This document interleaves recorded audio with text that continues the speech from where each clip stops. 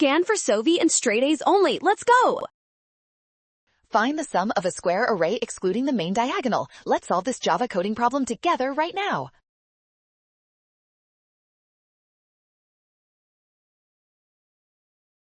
Option B is correct because it first calculates the total sum of every element in the matrix and then subtracts each value located on the main diagonal where the indices match. Option A only adds the diagonal elements, which is the opposite of what we need. Option C incorrectly subtracts diagonal values twice while iterating through the nested loops during the process. Option D only includes elements below the diagonal. Option E is wrong because it subtracts the diagonal twice. Option B is our perfect winner. Well done! Scan the code to learn with Sovi. Watch signs and avoid rushing. Trust the given info and check steps for option B.